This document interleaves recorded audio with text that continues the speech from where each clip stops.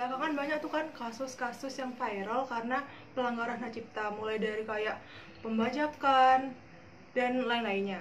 Nah, sebenarnya karya-karya kita itu tuh bisa dilindungi guys. Jadi ada yang namanya HKI atau HAKI yang merupakan singkatan dari hak kekayaan intelektual. Nah, kita bahas tentang HKI dulu.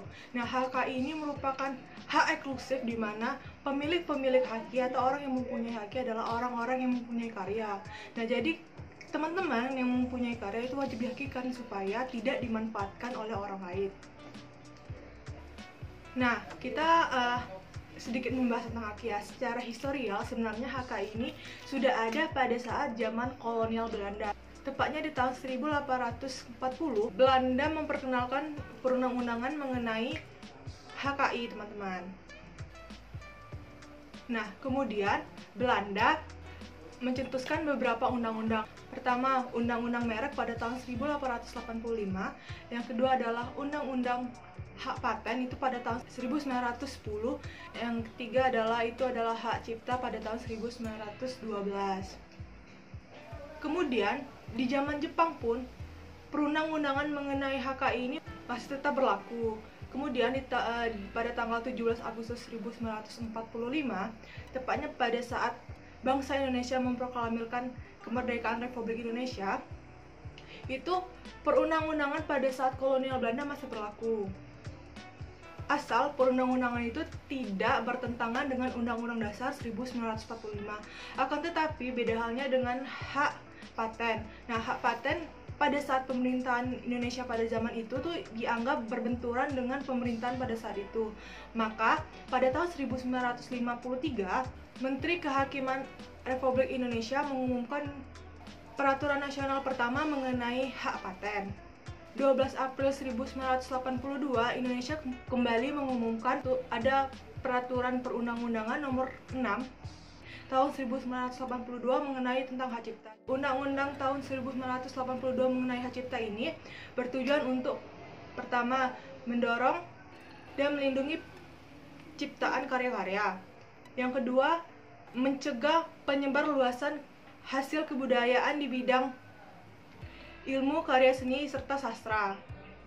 Nah, pada tahun 1986 ini merupakan era modernisasi HKI. Karena apa? Karena Presiden RI sendiri yang membentuk suatu tim untuk spesialis di bidang HKI ini, yaitu yang bernama Tim Kapers 34. Tugas utama dari Tim Kapers 34 ini adalah yang pertama, dia menyusun kebijakan mengenai bidang HKI. Yang kedua, dia menyusun perancangan undang-undang mengenai HKI. Dan yang ketiga, dia mensosialisasikan kepada masyarakat mengenai HKI. Dan juga HKI ini membuat terobosan, yaitu dia menangani mengenai masalah HKI ini, yang dimana pada tahun tersebut masih banyaknya perdebatan antara perlunya atau tidak masalah hak paten ini di tanah air. Dan mereka kembali merevisi undang-undang tentang HKI ini. Dia merevisi undang-undang RUU pada tahun 1982, dan pemerintah kembali mengesahkan RUU tentang hak paten pada tahun 1989. Setelah banyaknya perevisian tentang undang-undang, tepatnya pada tahun 2001, pemerintah mengesahkan undang-undang mengenai hak paten, dan pada tahun 2002, tepatnya di pertengahan 2002, pemerintah mengesahkan undang-undang mengenai hak cipta. Nah, selanjutnya kita akan masuk ke pelanggaran hak ciptanya. Nah, kali ini kita masuk ke pelanggaran hak cipta. Nah, jadi seperti yang teman-teman ketahui, mungkin sudah banyak mendengar tentang pelanggaran hak cipta, terutama di platform YouTube ya. Jadi menurut saya YouTube itu sangat rentan sekali orang-orang yang melakukan hak cipta. Contohnya saja oknum-oknum yang tidak bertanggung jawab. Jadi oknum-oknum ini itu mencuri konten dari orang lain dan memasukkan ke konten dia, dan itu tentunya mengambil keuntungan dari karya-karya orang lain. Salah satu contoh kasus yang pernah viral teman-teman tentang pelanggaran hak cipta di YouTube adalah channel calon sarjana. Kenapa? Sebenarnya channel calon sarjana ini sudah lebih dari 10 juta subscriber, akan tetapi dia viral karena salah satu channel bernama JT ini menemukan bahwa channel calon sarjana terbukti salah karena dia telah mencuri konten-konten dari channel YouTube JT ini. Nah, jadi karena viralnya itu dan juga telah dibuktikan bahwa ternyata channel calon YouTube sarjana ini telah banyak mengambil konten-konten orang tanpa meminta izin.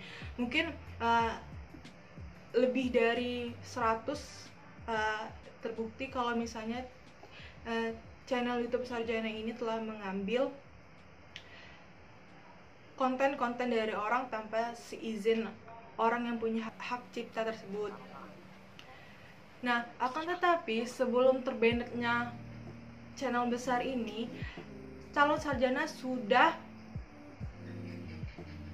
berupaya untuk menghapus konten-konten yang diambil dari orang lain. Akan tetapi karena kasus ini terlanjur viral dan mungkin orang-orang yang kontennya yang sudah diambil juga melaporkan kepada YouTube, maka channel YouTube sarjana ini akhirnya terbanned. Nah, mungkin contoh yang kedua adalah channel YT Crash ya. Jadi channel YT Crash ini juga lumayan besar teman-teman. Nah, mereka kena di copyright atau penyalahgunaan hak cipta dan akhirnya juga seperti channel YouTube sarjana tadi, channel YouTube-nya di-ban oleh YouTube. Nah, dari dua kasus ini tentunya kita bertanya-tanya kan, kenapa kok bisa YouTube seolah-olah membiarkan orang mengkopas konten-konten orang lain? Kenapa tidak menegur dari subscribernya dari awal kan? Ini udah berjuta-juta baru kena ban. Jadi ya itu tadi, itu mengenai kasus hak cipta tadi, tentang hukumnya. YouTube tidak bisa langsung menegur orangnya, kecuali orang yang punya hak paten konten yang dia curi tadi melapor langsung ke YouTube. Balik lagi ke pedoman YouTube-nya. Jadi ketika kita mempunyai konten dan konten kita dicuri orang, nah orang lain itu bisa kita laporkan ke YouTube dan pasti videonya di take down. Nah, dalam kasus calon sarjana tadi, kenapa YouTube-nya kena ban? Karena mungkin sudah banyak karya-karya orang lain yang sudah dia ambil tanpa seizin mungkin, dan channel konten-konten yang diambil tadi itu melaporkannya. Jadi bukan hanya videonya yang di take down oleh YouTube, akan tetapi channelnya langsung di ban. Nah, kapan sih YouTube itu bisa mengabulkan permintaan orang untuk memban channel tersebut? Nah, sebenarnya YouTube tidak bisa langsung untuk memban salah satu channel YouTube orang, akan tetapi ketika dia melakukan kesalahan atau terlalu banyak mengambil konten orang lain itu dan juga kayak terlalu banyak orang melaporkan channel dia, makanya channel tersebut bisa langsung di-ban. Nah, kalian boleh melihat konten orang lain, tetapi sebagai referensi, jangan langsung dicontoh teman-teman. Jadi, ketika pun kalian ingin mengambil video orang, sepotong dua potong pun, kalian harus meminta izin terlebih dahulu. Karena apa? Hargai orang-orang yang membuat karya.